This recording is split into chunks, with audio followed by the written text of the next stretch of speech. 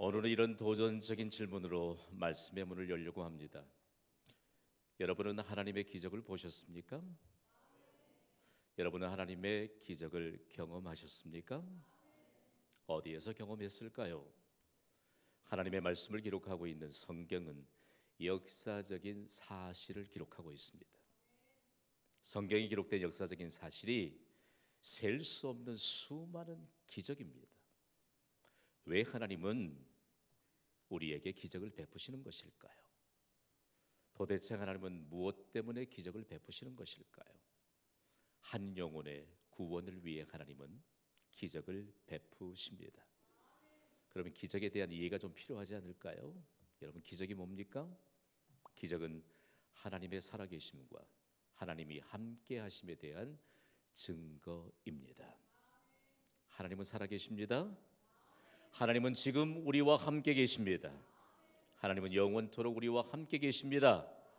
그러면서 우리가 받은 구원이 기적 중의 기적인 것을 성경을 통해서 분명하게 증거하십니다. 여러분에게 묻습니다. 여러분은 예수 그리스도를 믿는 믿음으로 구원 받으셨습니까? 여러분이 받은 구원이 기적의 증거입니다. 그리고 우리는 계속적으로 하나님의 기적 가운데 살아가도록 하나님이 기적에 관한 내용들을 역사적인 사실 그대로 성경에 옮겨 놓으셨습니다.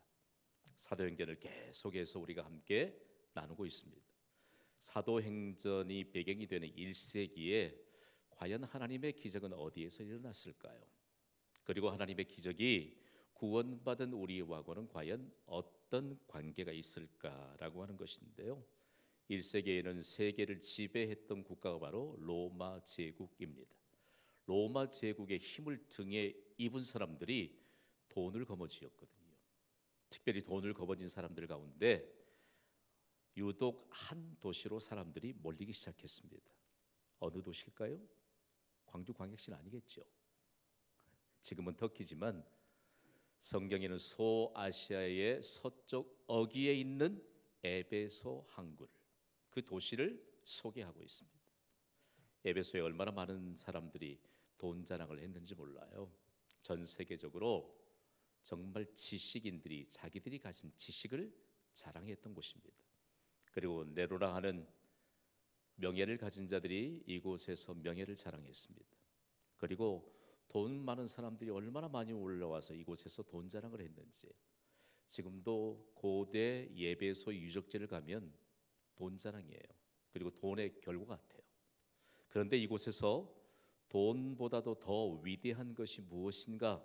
바로 하나님의 말씀인 것이 증명되었던 역사적으로 매우 중요한 획을 그었던 도시가 바로 에베소입니다. 에베소에 돈 많은 사람들이 몰렸는데 어떤 사람이 제일 돈이 많았게요? 모르세요? 마술을 부리는 마술사들이 제일 많은 돈을 갖고 있었습니다. 당대의 문헌을 좀 살펴보면 매우 흥미로운 사실들을 알 수 있습니다. 마술을 부리는 사람들에게 사람들이 몰리기 마련입니다. 보통 사람들이 할 수 없는 능력들을 행하잖아요. 대부분이 거짓 속임수죠. 그런데 이 마술의 비법을 책으로 만들어서 그것을 아주 비싼 값에 팔았습니다. 그러니까 마술로 인해서 돈을 벌고 싶은 사람이 어디로 몰렸겠어요? 에베소로 몰려들었습니다.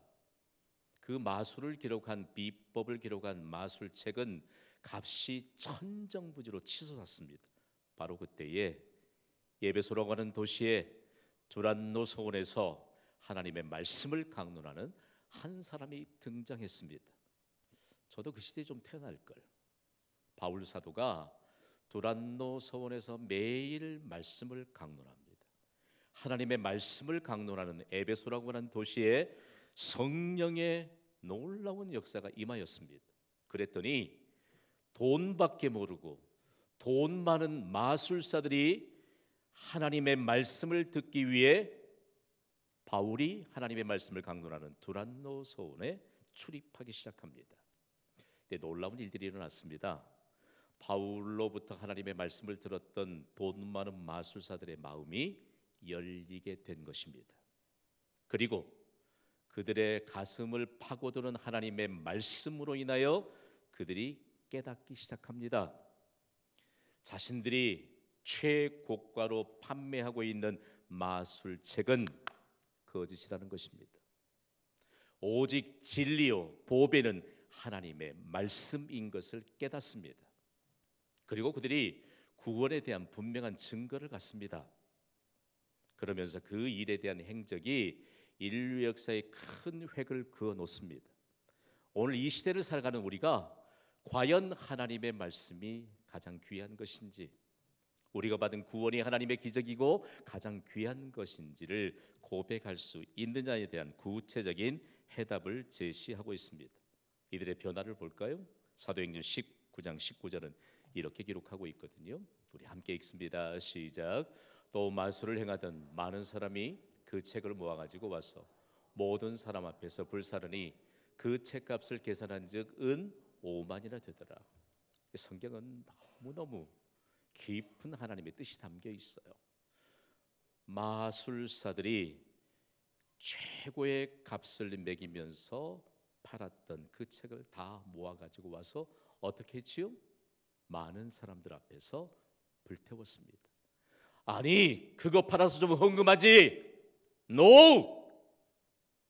그거 팔아서 가난한 사람 돕지. No! 라고 하나님이 말씀하세요.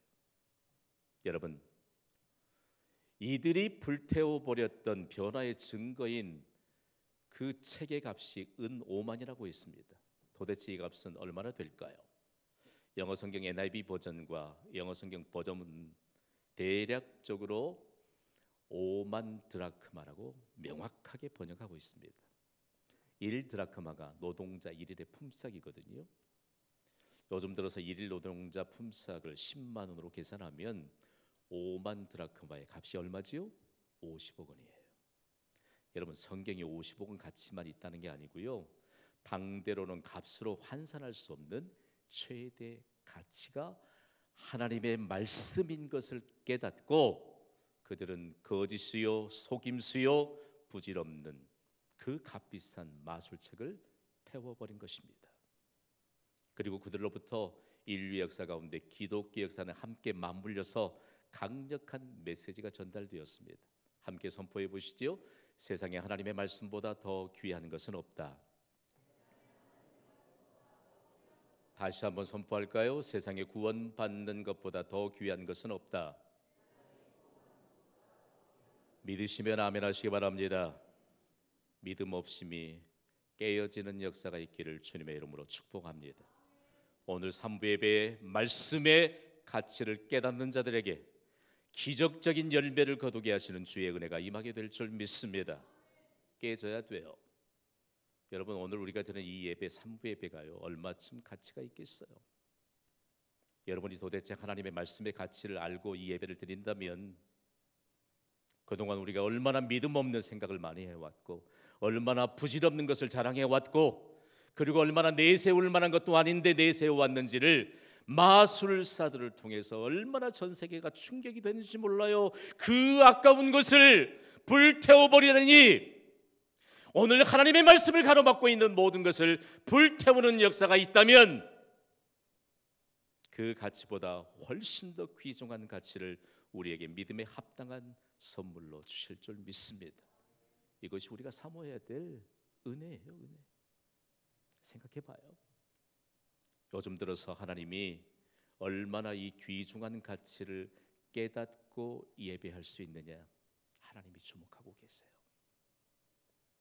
그리고 이 가치가 얼마나 우리의 삶을 통해서 증거되기를 하나님이 원하고 계신다는 말씀입니다.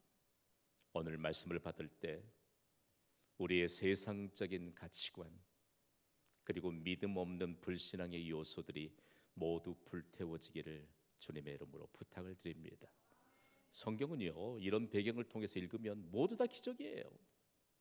오늘 우리의 본문으로 하나님이 주신 사도행전 3장에는 정말 전 세계를 향한 하나님의 기적이 한 사람에게 일어났는데, 한 사람에게 일어난 기적을 수많은 사람들이 보았습니다. 그리고 그들에게도 기적 중의 기적인 구원의 열매를 맺게 하셨습니다. 그 기적의 현장인 예루살렘으로 우리 함께 떠나보시지요. 도대체 기적의 현장에는 어떤 인물들이 등장하고 있을까? 오늘 본문 사도행전 3장 1절은 이렇게 기록하고 있습니다. 읽습니다. 시작. 제9시 기도 시간에 베드로와 요한이 성전에 올라갈새. 여러분 베드로 아세요? 몰라요? 요한은 아세요? 큰일이네. 우리 처음 가면 다 통성명해야 할 텐데. 자, 제9시 기도 시간에 베드로와 요한이 성전에 올라갔습니다. 신약 성경에 기록된 유대인의 시간은요, 우리의 시간과는 다릅니다. 유대인의 시간이 6시간을 더하면 현재 우리가 사용하는 시간이 되는 것이지요. 유대인은 이전 하루에 3번 성전에 오르면서 기도하는 전통을 가졌습니다. 초대교회는요, 하루에 3번 기도하는 기도의 전통으로 초대교회는 시작이 되었습니다. 초대교회의 성도인 베드로와 요한이 기도 시간인 제9시니까 오후 3시지요. 오전 9시, 낮 12시, 오후 3시 3번 정해진 시간에 기도하기 위해 성전을 오르던 초대교회 성도들의 그 장엄한 모습이 오늘 이 시대에 이 땅에 옮겨진 교회가 있습니다. 어느 교회지요? 다른 교회 성도님들이 너무 많이 오셨네 오늘. 어느 교회지요? 아이 세상에 유로3 기도가 얼마나 기독교 역사에 지금 큰 획을 긋고 있는지 몰라요. 결론적으로 하나님 앞에 기도의 시간을 정해놓고 기도하는 자가 모든 일에 승리하게 됩니다. 이건 절대 불변의 진리예요. 여러분이 어느 시간을 선택하든지 시간을 정해놓고 하나님 앞에 기도해야 돼요. 그 기도의 바탕엔 금보다 귀한 세상의 그 어떤 것보다도 가치 있는 하나님의 말씀이 우리의 기도의 근거가 된다는 말씀입니다. 자, 베드로와 요한이 초대교회 성도들과 함께 기도하기 위해서 성전에 올라가는데 미문이라고 하는 그 문 앞에 경제적인 능력을 완전히 잃어버린 한 사람을 발견합니다. 오늘 본문 사도행전 3장 2절은 그 사람을 이렇게 소개해요. 읽습니다. 시작. 나면서 못 걷게 된 이를 사람들이 메고 오니 이는 성전에 들어가는 사람들에게 구걸하기 위하여 날마다 미문이라는 성전문에 두는 자라. 아멘. 자, 베드로와 요한과 초대교회 성도들은 기도하기 위해 성전에 올라가는데 이 사람은 나면서부터 걷지를 못합니다. 그런데 성전에 꼬박꼬박 다른 사람들이 그를 메어다가 그 문 앞에 둡니다. 왜냐하면 그는 구걸을 해서 생계를 유지해야 했기 때문입니다. 우리는 이 정황들을 잘 모르기 때문에 해석이 좀 필요합니다. 성경에 등장하고 있는 미문이라고 하는 문은요, 성전 동쪽에 나 있는 문인데 양의 문이라고 소개하기도 합니다. 그런데 매우 아름답게 만들어진 문입니다. 그러니까 그 미문 앞에 제일 많은 사람들이 출입했는데 그곳에서 지금 경제적인 능력을 상실해버린 한 사람이 앉아 있습니다. 이 사람에게 지금까지 유대인들이 전통으로 내려왔던 관습 하나가 그대로 보여집니다. 유대인들은요, 성전에 하나님께 기도하기 위해 성전 문으로 들어가는 순간 자신을 살폈습니다. 한번 따라합시다. 내가 선한 일을 행하였는가? 반드시 살핍니다. 그런데 선한 일을 행하였는지 살펴보니까 별로 없거든요. 그런데 그들의 눈에 빨려오르는 사람이 누구지요? 구걸하기 위해서 앉아있는 한 사람입니다. 그래, 내가 이 생계를 유지하기 위해 여기 나온 저 사람에게 정말 작은 도움이라도 주어야 되겠구나 라고 하는 이 마음을 자신의 주머니에 있는 은동전을 꺼내서 그에게 전달하고 금동전을 꺼내서 그에게 전달하고 그리고 기도하러 들어갑니다. 그러니까 하나님의 성전에 들어온다는 것 자체가 얼마나 우리에게 복인지 몰라요. 이 사람은 당연하게 그저 들어가는 사람들이 자신과 시선을 맞추기만 하면 말 한마디 하지 않아도 동전을 전달해주는 이와 같은 일에 매우 익숙해져 있던 사람입니다. 베드로와 요한이 그 앞을 지나가는데 베드로가 그들에게 있어서 동전을 기대하고 있는 그 사람을 보면서 이렇게 말합니다. 우리를 보라고 말합니다. 제가 나좀하게 얘기하지만 아주 베드로는 요한과 함께 아주 담대하게 말했을 것입니다. 우리를 보라. 그랬더니 이 사람이 이 사람은 정말 나를 도와주려고 하는 마음의 준비가 되어 있구나 라고 하는 생각으로 주목했더니 자신이 기대하고 있는 금과 은이 아닙니다. 베드로가 이렇게 말합니다. 오늘 보면 사도행전 3장 6절입니다. 읽어볼까요? 시작. 베드로가 이르되 은과 금은 내게 없거니와 내게 있는 이것을 내게 주노니 나사렛 예수 그리스도의 이름으로 일어나 걸으라. 아멘. 나면서 한 번도 일어나지도 못하고 걷지도 못한 사람에게 기대하는 것은 오로지 은동전 금동전이었는데 베드로는 전혀 그의 기대와는 다른 이런 말을 선포합니다. 일어나 걸으라는 것입니다. 그런데 일어나 걸으라고 할 때 그가 사용했던 이름이 있습니다. 우리 다 함께 선포해 보았으면 좋겠습니다. 시작. 나사렛 예수 그리스도의 이름으로 일어나 걸으라. 아멘. 이 말씀을 잘 살펴보세요. 아니 도와줄 돈이 없으면 그냥 지나가지. 그냥 지나가면 될걸. 이 사람의 기대와는 너무 동떨어진 나사렛 예수 그리스도의 이름으로 일어나 걸으라. 아멘. 그런데 중요한 진리의 메시지가 담겨져 있습니다. 베드로가 지금 괜히 나사렛 예수 그리스도의 이름을 말하는 것이 아닙니다. 여러분, 우리는 나사렛 예수 그리스도의 이름을 알고 있으면 아멘 하시기 바랍니다. 그런데 얼마나 알고 있을까요? 여러분, 나사렛 예수 그리스도의 이름은 세상의 그 어떤 가치와도 비교할 수 없는 가치인 것을 믿으십니까? 베드로가요, 은과 금은 없거니와 내게 있는 것으로 내게 주노니 나사렛 예수 그리스도의 이름으로 일어나 걸으라. 나사렛이라고 하는 지역을 베드로가 예수 그리스도 이름 앞에 붙인 것은 나사렛에서 기독교가 시작되었기 때문입니다. 나사렛에서 기적이 시작되었기 때문입니다. 나사렛이라는 동네 저는 가봤습니다만 여러분들도 가보시기 바랍니다. 그곳은요 매우 비천한 동네입니다. 지독하게도 가난한 사람들이 모여서 살던 곳입니다. 범죄자들이요 피해서 다른 곳에 가면 받아주지를 않으니까 그래도 나사렛에서는 이런 범죄자들까지도 겨우 발붙이고 살 수 있도록 그런 아주 형편없는 곳이 나사렛입니다. 그런데 이곳에서 어떻게 기독교가 시작되었느냐고요? 비천한 동네 나사렛에 살고 있던 마리아라고 하는 처녀를 여러분 아세요? 하나님의 천사 가브리엘이 하나님의 말씀을 가지고 마리아를 부르십니다. 어디에서요? 나사렛에서 부르십니다. 그리고 이렇게 전해줍니다. 우리 함께 읽어볼까요? 시작.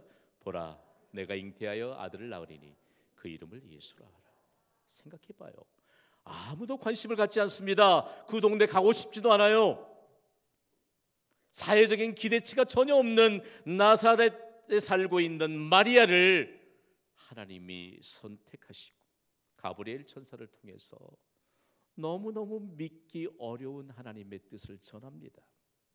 다름 아닌 나사렛에 살고 있는 마리아, 내가 아들을 낳게 될 것인데 그 이름을 예수로 하라. 그리고 하나님의 아들이라 일컬음을 받을 것이라고 하는 이런 수태고지를 받은 곳이 나사렛입니다. 기독교의 시작은요 나사렛에서부터 있어요. 나사렛에 관한 모든 것을 한번 뒤헤쳐보면 너무너무 진귀한 하나님의 보배로운 역사에 관한 내용들을 캘 수 있는 곳입니다. 마리아가 얼마나 충격을 받았겠어요. 왜 기적 중에 기적일까? 처녀인 몸 남자를 한 번도 알지 못하고 관계하지 않는 처녀가 아들을 잉태하게 된다? 기적이죠. 성령으로 잉태된 것. 그리고 비천한 동네에서 이처럼 하나님의 아들이라고 일컬음을 받은 아들이 태어난다? 도무지 있을 수 없는 일입니다. 기적 중에 기적입니다. 이곳으로부터 시작된 하나님의 놀라운 역사가 바로 기독교의 시작이요 그리고 기적의 시작입니다. 지금 이곳에는요 마리아가 천사 가브리엘로부터 수태고지를 받았던 이곳이 가장 영광스러운 도시로 탈바꿈했습니다. 다름 아닌 그 비천한 동네에 수태고지 기념교회가 세워졌습니다. 전 세계인들이 이곳을 방문해요. 우리가 성경을 통해서 나사렛에 대한 배경을 안다면 도대체 이곳이 전 세계인들의 관심이 집중되고 사회적인 기대치마저도 없었던 나사렛이 하나님의 기대치로 충만해진 이 놀라운 하나님의 기적의 근거가 바로 나사렛입니다. 이 나사렛 하면 여러분이 기억하셔야 돼요. 나사렛은 기독교의 시작이요, 나사렛은 기적의 시작입니다. 기적의 근거는 나사렛 예수 그리스도인 줄 믿으시기 바랍니다. 그러면서 얼마만큼 우리에게 성경은 기적의 근거이신 예수 그리스도를 명확하게 증거하고 있는지 모릅니다. 우리에게도 고향이 몇 개쯤 되죠. 출생했던 고향도 있고 자란 제2의 고향도 있고 제3의 고향도 있어요. 근데 예수님께는 우리가 하나님의 말씀을 명확하게 이해하기 위해서 세 개의 고향이 있다는 것을 기억해야 합니다. 출생의 고향이 어디지요? 베들레헴입니다. 성장의 고향은 어디지요? 나사렛입니다.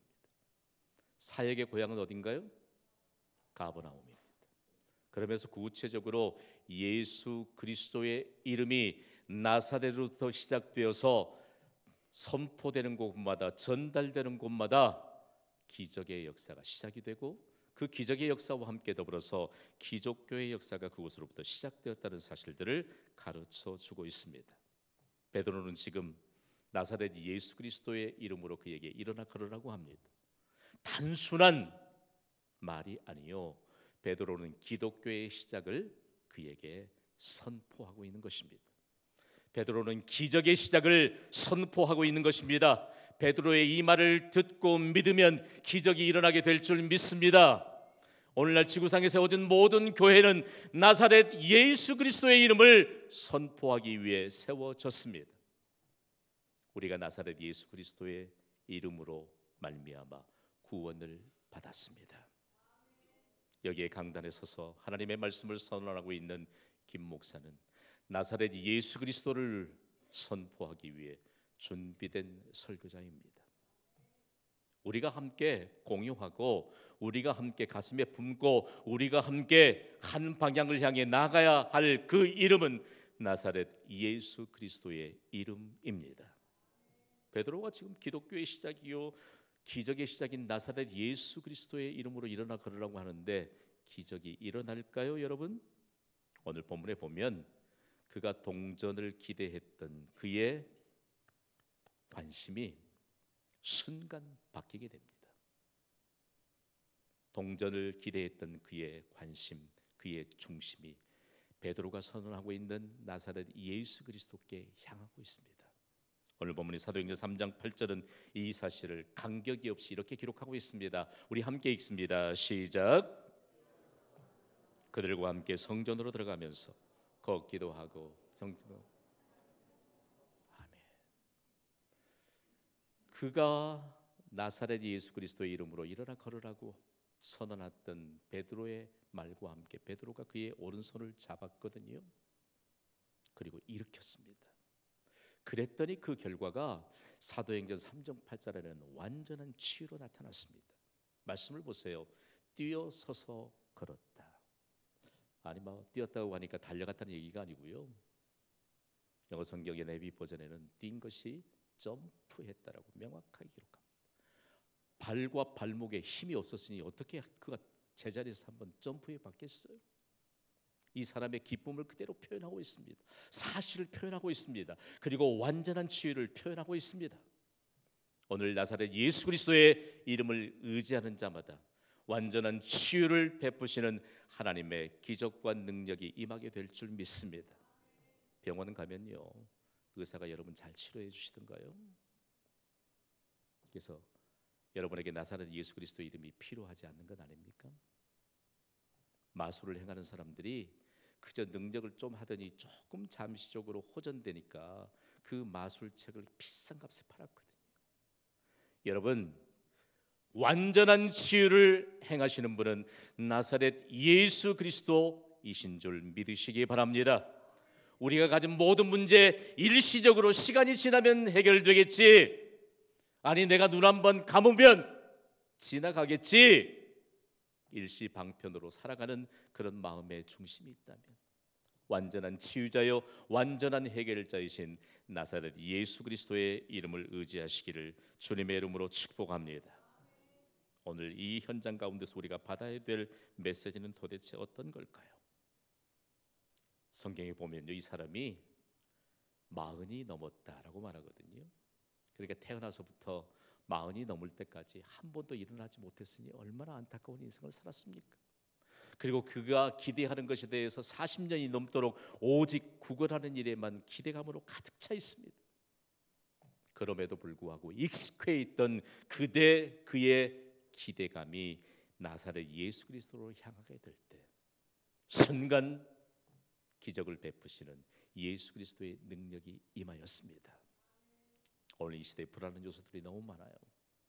교회조차도 너무 믿음 없는 말을 많이 하니까 그런 그냥 믿음 없는 말, 사람의 말을 하는 사람들은 그렇게 사는 것이 옳은지도 모르겠어요. 여러분, 믿음의 말을 하는 사람이 진정으로 그 믿음의 열매를 거두게 될 것을 믿습니까? 그래서 우리의 말 한마디가 너무 가치 있는 것이죠. 여러분, 제가 설교자라서가 아니고요, 하나님의 말씀을 선포할 때 말씀을 선포된 그 말씀을 받는 한 사람을 통해서 세상의 가치로는 환산할 수 없는 하나님의 능력과 기적이 임합니다.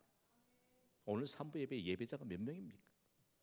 오늘 1부 예배부터 3부 예배까지 말씀을 믿음으로 받는 사람이 몇 명이나 될까요? 그 가치를 어떻게 여러분이 환산할 수 있을까요? 여러분이 아무리 성능이 좋은 전자계산기를 갖고 있다 할지라도 환산이 되지 않을 것입니다. 이런 하나님의 은혜가 우리 모두에게 있게 되기를 주님의 이름으로 축복합니다. 그래서 오늘 성경은요, 한 사람에게 기적이 일어났는데 베드로와 요한과 함께 초대교회의 수많은 성도들, 어쩌면 믿음이 없어서 덩달아 성전으로 들어가는 수많은 사람들이 기적을 보았던 그 현장을 보여주고 있습니다.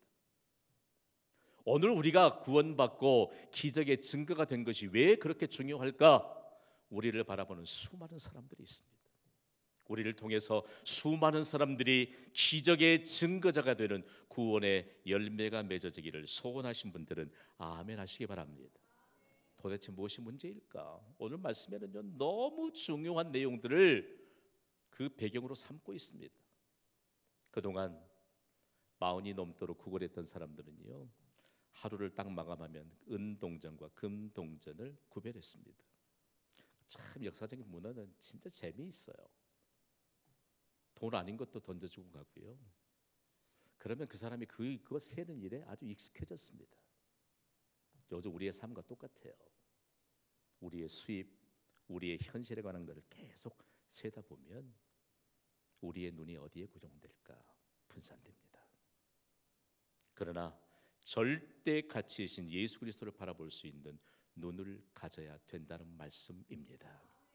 수많은 사람들이 나사렛 예수 그리스도의 이름으로 완전한 치유를 받고 그가 점프하고 그리고 걸어가 하나님을 찬미하며 성전으로 들어가는 모습을 보았습니다.